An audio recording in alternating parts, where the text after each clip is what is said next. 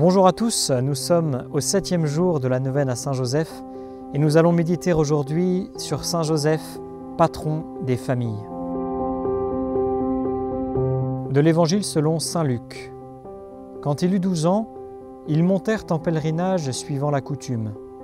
À la fin de la fête, comme ils s'en retournaient, le jeune Jésus resta à Jérusalem à l'insu de ses parents.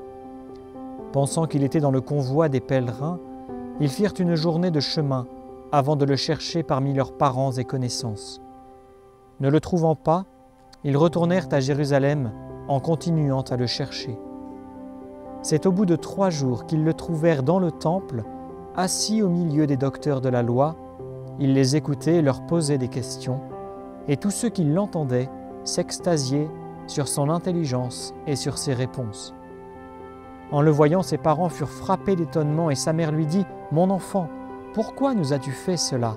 Vois comme ton père et moi nous avons souffert en te cherchant. » Il leur dit « Comment se fait-il que vous m'ayez cherché? Ne saviez-vous pas qu'il me faut être chez mon père ?» Mais ils ne comprirent pas ce qu'il leur disait. Il descendit avec eux pour se rendre à Nazareth et il leur était soumis. Sa mère gardait dans son cœur tous ces événements. Quant à Jésus, il grandissait en sagesse, en taille et en grâce devant Dieu et devant les hommes. L'avenir de l'humanité passe par la famille. Il est donc indispensable et urgent que tout homme de bonne volonté s'emploie de toutes ses forces à sauvegarder et à promouvoir les valeurs et les exigences de la famille. Dans la Sainte Famille de Nazareth, par un mystérieux dessein de Dieu, le Fils de Dieu a vécu caché durant de longues années. Elle est donc le prototype et l'exemple de toutes les familles chrétiennes. Regardons cette famille, unique au monde, elle qui a vécu de façon anonyme et silencieuse dans un petit bourg de Palestine, elle qui a été éprouvée par la pauvreté, par la persécution, par l'exil, elle qui a glorifié Dieu d'une manière incomparablement élevée et pure. Elle ne manquera pas d'assister les familles chrétiennes, et même toutes les familles du monde, dans la fidélité à leurs devoirs quotidiens, dans la façon de supporter les inquiétudes et les tribulations de la vie, dans l'ouverture généreuse aux besoins des autres, dans l'accomplissement joyeux du plan de Dieu sur elles. Que Saint Joseph, homme juste, travailleur infatigable, gardien absolument intègre de ceux qui lui avaient été confiés, garde ses familles, les protège, les éclaire toujours.